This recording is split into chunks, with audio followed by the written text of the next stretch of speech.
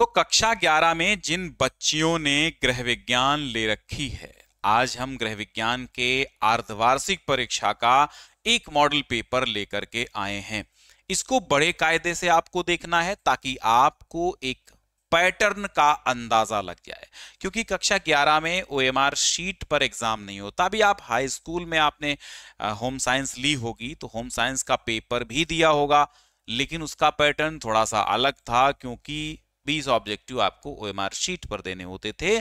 लेकिन जो कक्षा 11 में आपकी आनी है, क्या आनी है, गृह विज्ञान की परीक्षा, उसमें आपको गृह विज्ञान के पेपर में कितने क्वेश्चन कौन से होंगे, कितने अंकों के होंगे, वो समझना आपको बेहद जरूरी है, ताकि आप अच्छे से एग्जाम दे पाएं। और अर्धवार्षिक के भी नंबर बोर्ड में चूंकि जाने हैं, ऑलरेडी न्यूज आ चुकी है, तो बड़े कायदे से आप देखिएगा। इंस्ट्रक्शंस आप देखिए, 70 का पूर्णांक इसका होगा, क्योंकि 30 नंबर का प्रैक्टिकल होता है, आपको पता होगा, स्कूल में ही हो जाता है। 1 से 4 जो होंगे बहुविकल्पी होंगे, यानी 1 से 4 में इसके अंदर 5-5 बहुविकल्पी होते हैं चारों खंडों में। तो ये 20 अंक के 20 ऑब्जेक्टिव इसमें आएंगे, लेकिन इनके उत्तर आपको कॉपी पर ही लिखने होंगे। 5 से 10 जो होंगे, इसमें 10 अतिलघु उत्तरीय प्रश्न होंगे, जिनका उत्तर आपको 25 शब्दों में देना होगा। 11 से 15 जो होंगे वो लघुत्तरीय होंगे, इनका उत्तर आपको 50 शब्दों में लगभग 1 पेज में देना होगा।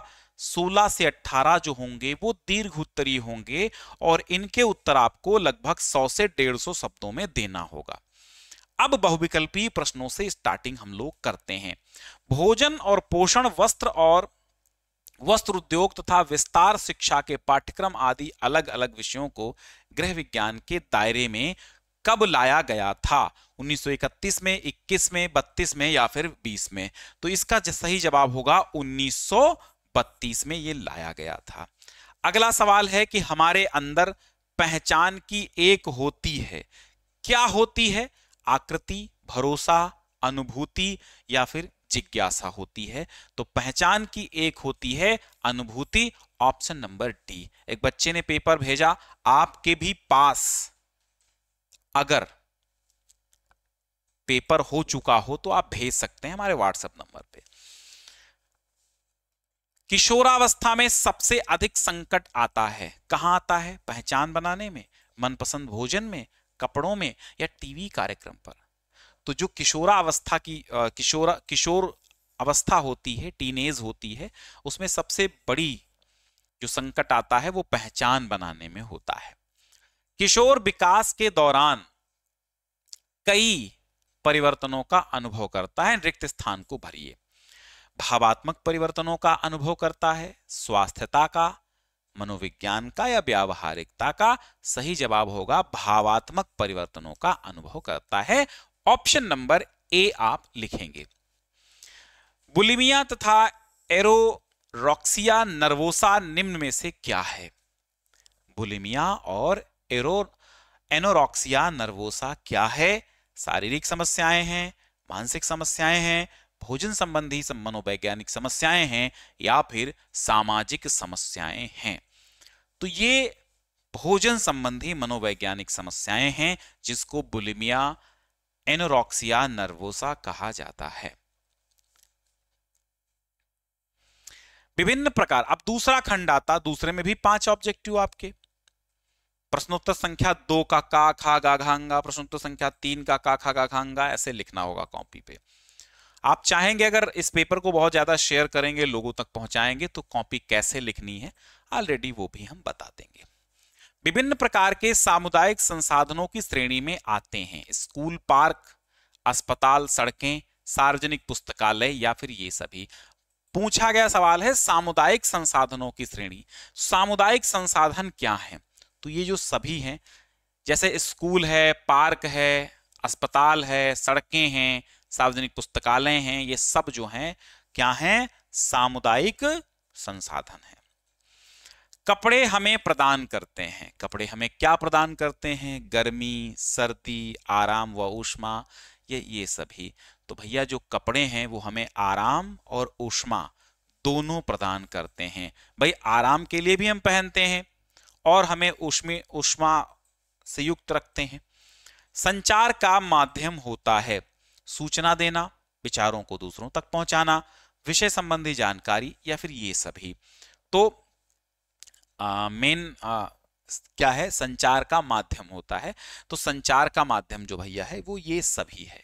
ठीक है, हाँ ये सभी लिखेंगे। चूंकि संचार का माध्यम क्या है, सूचना देंगे तो भी वो संचार के माध्यम में आएगी, विचारों को दूसरों तक पहुंचाना भी संचार है, विषय संबंधी जानकारी किसी को देना भी संचार है। तो ये सभी हो जाएगा ऑप्शन नंबर डी। फिर रिक्त स्थान है से आशय भावात्मक तथा मनोवैज्ञानिक व्यवस्था स्वस्थता से की है।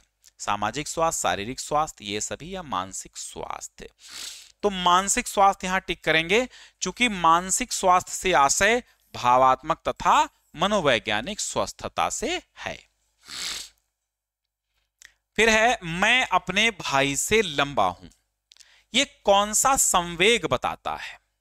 मैं अपने भाई से लंबा हूं, ये कौन सा संवेग है? आर्थिक तुलना, मनोवैज्ञानिक तुलना, सामाजिक तुलना, या ये सभी? तो ये है सामाजिक तुलना। क्या है? सामाजिक तुलना है।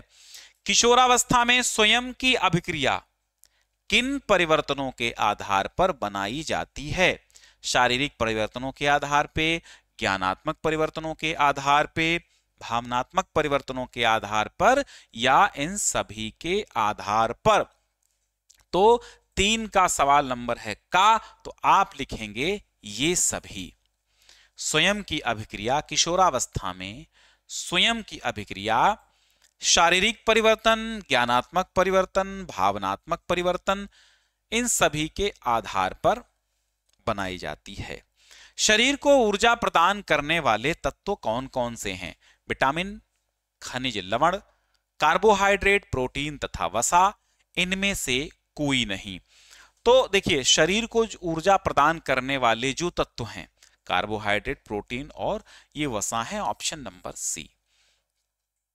भौतिक संसाधनों में सबसे ऊंचा स्थान है। भौतिक संसाधनों में सबसे ऊंचा स्थान किसका है? कार का, मकान का, टीवी का, या धन का? ठीक है, भौतिक संसाधनों में सबसे ऊंचा मकान किसका है? सबसे ऊंचा क्या पूछा गया? स्थान पूछा गया, किसका है? तो होगा धन का। ठीक है, भौतिक संसाधनों में सबसे ऊंचा स्थान धन का है, मनी का है, पैसे का है ना? पैसा पैसा पैसा, वही। तंतु का बिना टूटे पूरी तरह से मुड़ जाना क्या कहलाता है? रेशों का लचीलापन, रेशों की मजबूती, रेशों में गांठ, रेशों की चमक, क्या कहलाता है? तो तंतु का जो बिना टूटे पूरी तरह से मुड़ जाना, वो क्या कहलाता है? रेशों का लचीलापन। तो ऑप्शन नंबर ए लगा लीजिए। आहार ग्रहण करने का परम उद्देश्य क्या है? भाई खाना हम क्यों खाते हैं? तो खाना हम इसलिए खाते हैं कि आहार का पाचन हो, आनंद की प्राप्ति हो, वजन और लंबाई बढ़े, या पोषण मिले। तो ना तो हमें खाना से वजन और लंबाई बढ़ानी होती है, ना तो आनंद की प्राप्ति करनी होती है, ना पाचन करना होता है। हमें खाना सिर्फ और सिर्फ पोषण के लिए खाना होता है। तो परम उद्देश्य जो है वो है पोषण, कि हमारे शरीर को पोषण और ऊर्जा मिलती रहे और हम लोग मजबूत बने रहें, कार्य करते रहें। दूर सम्मेलन किस प्रकार का संचार है? पारस्परिक क्रियात्मक समूह, समान स्थान पर लोगों द्वारा किया गया सम्मेलन, दूर देशों का सम्मेलन, या ये सभी? तो दूर सम्मेलन की बात की गई है, तो इनमें हम लिखेंगे ये सभी। चूंकि दूर सम्मेलन का मतलब है पारस्परिक क्रियात्मक समूह भी होते हैं, समान स्थान पर लोगों द्वारा किया गया सम्मेलन होता है, दूर देशों का सम्मेलन होता है, यह दूर सम्मेलन कहलाता है। ठीक है, फिर आगे, पोषण और किसके बीच घनिष्ठ संबंध है? तो पोषण और विज्ञान, स्वास्थ्य, संतुलन, या परिवेश के बीच? तो पोषण और स्वास्थ्य के बीच घनिष्ठ संबंध है। सामाजिक पहचान का अर्थ क्या होता है? समूह से जोड़ना, व्यक्तिगत विभाग, व्यावसायिक समूह, सांस्कृतिक विभाग। तो सामाजिक पहचान का जो अर्थ होता है वो समूह से जुड़ना होता है। किशोरावस्था में स्व की अवधारणा निम्न में से किन परिवर्तनों के आधार पर बनती है?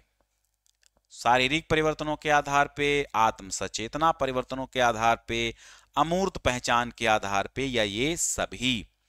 तो लिखेंगे ये सभी।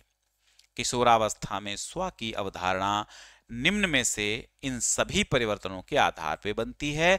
शारीरिक परिवर्तन, आत्म सचेतन परिवर्तन, अमूर्त पहचान के आधार पे, सभी। ठीक है। अंगा यानी लास्ट 20वां सवाल है कि मनोस्थिति में बदलाव व मित्रों में रुचि व लगाव की अवस्था का लक्षण है। मनोस्थिति में बदलाव, तो ये किशोरावस्था का लक्षण है, ऑप्शन नंबर सी। मनोस्थिति में बदलाव, मित्रों में रुचि व लगाव की अवस्था का लक्षण होता है किशोरावस्था। अब आपके 20 ऑब्जेक्टिव हो गए। अब अतिलघु उत्तरीय चालू हो रहे हैं। एक एक अंकों में ये अतिलघु उत्तरीय सवाल हैं, जिनके उत्तर हमें 25 शब्दों में, यानी 2 लाइन में, 3 लाइन में, 1 लाइन में, 4 शब्दों में, 2 शब्दों में भी दिए जाते हैं। अधिकतम शब्द सीमा 25 शब्द होती है, यानी एक पेज में लगभग 3 प्रश्नों का उत्तर दे सकते हैं आप। आज के व्यस्त जीवन के कारण भोजन से संबंधित 2 स्वरोजगार बताइए जिनकी मांग बढ़ रही है। जीवन बड़ा व्यस्त है, तो 2 ऐसे स्वरोजगार आपको बताना है जिनकी मांग बढ़ रही है। तो एक तो है डिब्बा बंद भोजन की सप्लाई करना, स्विगी जोमेटो वाला मामला। तो एक रोजगार आपका हो गया डिब्बा बंद भोजन की सप्लाई करना, क्रेज खेलना। ठीक है, ये 2 चीजें जो है कर सकते हैं। और भी कर सकते हैं, टिफिन सर्विस वगैरह, वही तो डिब्बा बंद भोजन है। आध्यात्मिक आयाम का क्या अर्थ है? वैसे तो आयाम का अर्थ होता है घर। आध्यात्मिक चूंकि आप समझ ही गए होंगे, आध्यात्म से रिलेटेड है, तो आध्यात्मिक आयाम का तात्पर्य व्यक्ति की भीतरी शक्ति, ऊर्जा से है, जिसे हम अक्सर आध्यात्मिकता कहते हैं। ठीक है, जो ध्यान लगाता है मनुष्य किसी धर्म के हिसाब से। आत्म संचेतना से क्या अभिप्राय है? आत्म संचेतना की अगर हम बात करें तो किशोरावस्था वो अवस्था है जब किशोर स्वयं के प्रति अत्यंत सतर्क होते हैं और प्रायः अपने में ही मगन रहते हैं। इस अवधि के दौरान उन्हें ऐसा लगता है मानो उन पर हर समय कोई न कोई निगाह रखे हुए है। लगभग इसी कारण किशोर अपनी शारीरिक बनावट और रूप रंग को लेकर हर समय वरीड रहते हैं, चिंतित रहते हैं। ठीक है, वही आत्म सचेतना है। वृद्धि स्फुरण से क्या तात्पर्य है? वृद्धि स्फुरण से क्या अर्थ है, तात्पर्य? तो किसी विशेष अवस्था में अचानक और तीव्र गति से होने वाली शारीरिक वृद्धि स्फुरण है। किशोरावस्था में सबसे स्पष्ट रूप से देखा जाता है जब बच्चे की लंबाई, भार, मांसपेशियां, हड्डियां और शारीरिक अनुपात बहुत तेजी से बदलते हैं। ठीक है, यही वृद्धि स्फुरण है। WHO के अनुसार स्वास्थ्य की परिभाषा क्या है? तो वर्ल्ड हेल्थ ऑर्गेनाइजेशन, विश्व स्वास्थ्य संगठन, WHO के अनुसार स्वास्थ्य की परिभाषा क्या है?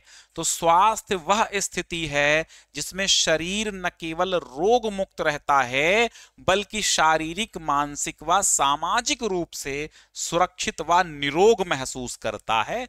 यही है स्वास्थ्य की परिभाषा। भाई स्वास्थ्य क्या है? हम स्वस्थ हैं, स्वस्थ मतलब हमारा जीवन निरोगी है।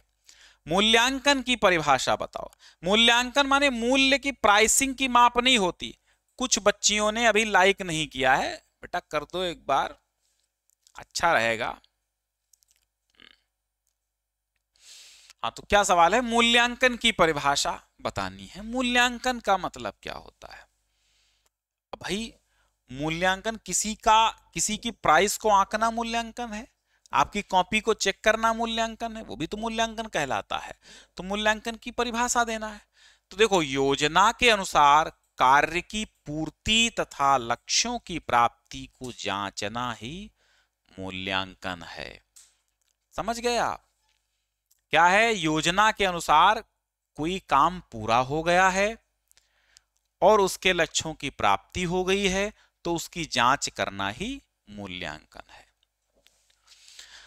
बुनाई यानी नीटिंग क्या है, 8वें का देखिए, पहला बुनाई या नीटिंग क्या है, तो सूत से कम एक सेट की इंटरलूविंग को नीटिंग बुनाई कहते हैं, बस और कुछ मत लिखना। ब्लूटूथ टेक्नोलॉजी क्या है, आप सबके पास मोबाइल होंगे लगभग, और जो मोबाइल देखते हैं तो उसमें ब्लूटूथ भी होगा। दरअसल ब्लूटूथ टेक्नोलॉजी एक ऐसी टेक्नोलॉजी है, एक वायरलेस टेक्नोलॉजी है, एक वायरलेस तकनीक है, जो छोटे दूरी पर, कम दूरी पर मोबाइल, कंप्यूटर और अन्य तमाम उपकरणों को, जो ब्लूटूथ डिवाइसेस होती हैं, उनको जोड़ा जाता है और डेटा ट्रांसफर होता है और कम्युनिकेशन की सुविधा उसमें होती है, वही है ब्लूटूथ। आगे देखिए, मानसिक स्वास्थ्य किसे कहते हैं, बताओ, मानसिक स्वास्थ्य किसे कहते हैं? ये होता है मेंटल हेल्थ, तो वही मानसिक स्वास्थ्य होता है। तो मानसिक स्वास्थ्य का तात्पर्य ये है, भावनात्मक तथा मनोवैज्ञानिक सुयोग्यता से ही है। अगर भावनात्मक और मनोवैज्ञानिक सुयोग्यता है तो समझ लो आप मानसिक रूप से स्वस्थ हैं। समय योजना का क्या अर्थ है?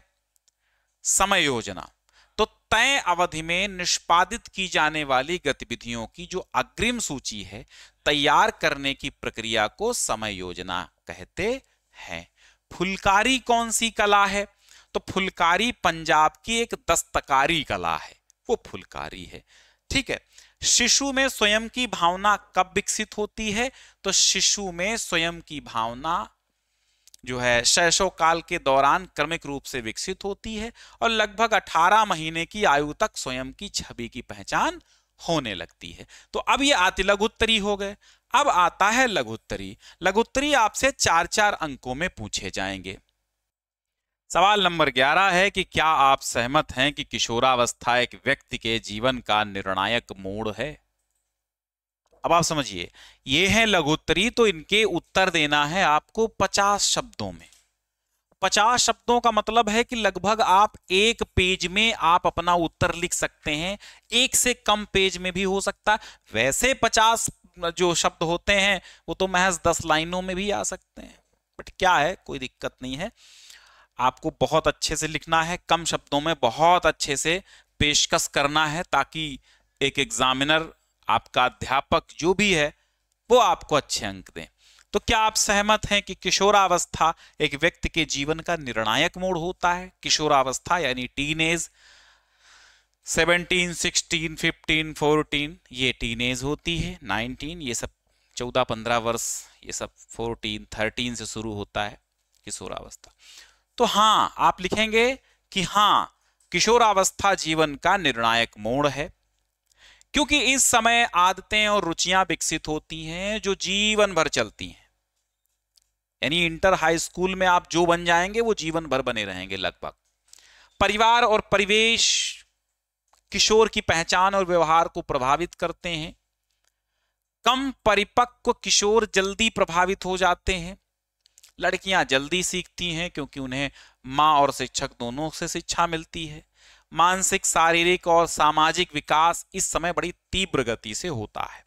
ये सब लिख देंगे।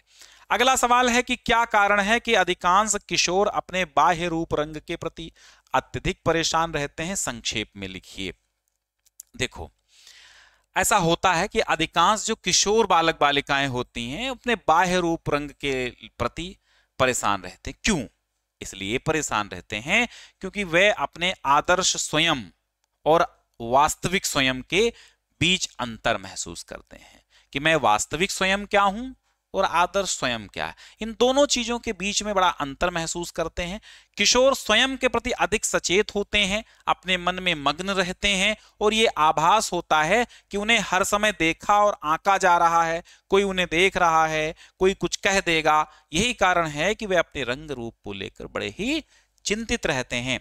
किशोरावस्था अवधि पर एक टिप्पणी लिखिए।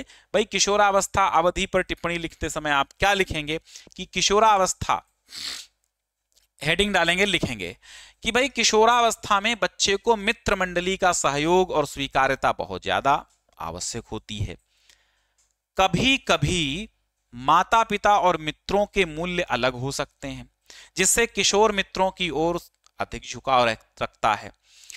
मित्रों के दबाव का असर सकारात्मक और नकारात्मक, निगेटिव एंड पॉजिटिव दोनों हो सकता है। नकारात्मक प्रभाव भी देखने को मिलते हैं। हानिकारक आचरण, कुसंगति, धूम्रपान, ड्रग्स लेना, अल्कोहल लेना, नशा करना, धमकाना। सकारात्मक प्रभाव ये भी होते हैं मित्रों के दबाव में। सकारात्मक पॉजिटिव आदतें होती हैं, पॉजिटिव थिंकिंग रखता है, सामाजिक व्यवहार सीखता है, सुसंगति में भी पड़ता है ना। और परिवार का सहायक और संवेदनशील वातावरण किशोर की पहचान के विकास में बड़ा ही महत्वपूर्ण होता है। समझ गए? तो ये सब लिख दीजिएगा। कंथा से वस्त्र किस प्रकार तैयार किए जाते हैं? ठीक है, कंथा और कपड़े समझो। कंथा, बंगाल का कंथा पुरानी सूती साड़ियों या धोतियों की 3-4 परतों से बनाया जाता है। यह कशीदा रजाई की तरह ही होता है, जिसमें छोटे सीधे टांके कपड़े की सभी परतों से होकर गुजरते हैं। पहले घिसे हुए कपड़े को मजबूत करने के होता है कि जो फटा हुआ कपड़ा होता है उसको मजबूत करने के लिए रफू किया जाता है। ठीक है, और इसके बाद क्या होता है, लेकिन बात होता यह है कि टांकों से आकृतियां भरी जाती हैं। आमतौर पर इसका आधार जो होता है वो सफेद होता है और बहुरंगी धागों से कशीदा किया जाता ताकि वो अच्छा लगे। जो पुरानी साड़ियों की किनारियों से लिया जाता है। बनाए गए जो कंथा वस्त्र छोटे कंघीदान, थैले या शालों के रूप में होते हैं और कभी कभी धार्मिक या विशेष अवसरों पर भी उपयोग किए जाते हैं। इसके बाद है आयोजन के चरण की क्रियाएं लिखिए। तो आयोजन के चरण की क्रियाएं समझिए। आयोजन की चरण की क्रियाएं, सबसे पहली क्रिया है कार्य विभाजन। कार्य विभाजन में कोई आयोजन करते हैं तो सबसे पहला कार्य विभाजन। कार्य विभाजन में कार्यों को टीमों में बांटा जाता, तुमको ये करना, तुमको ये करना। इसके बाद संसाधन व्यवस्था होती कि आवश्यक सामग्री क्या लगनी है, क्या उपकरण लगने हैं, क्या मानव संसाधन जुटाए जाएंगे। इसके बाद संसाधनों का एक समुचित उपयोग हो।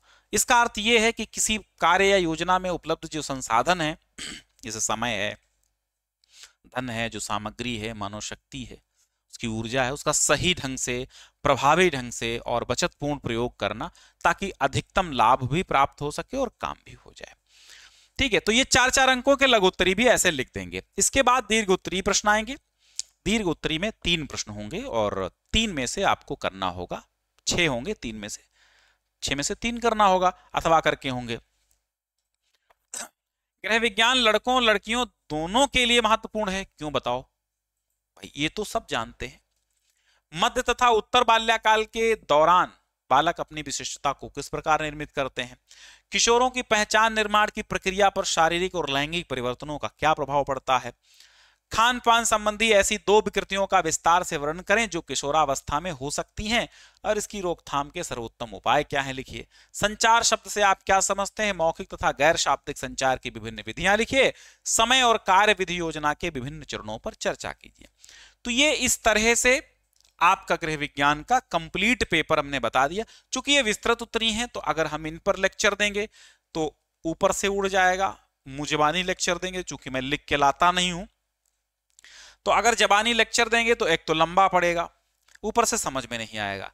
तो ये बड़े प्रश्नों का मामला ये होता है कि इनको आप अपनी पुस्तक से देखें जरूर और छोटी छोटी हेडिंग्स के माध्यम से छोटे छोटे पॉइंट्स में डिवाइड करके याद करें।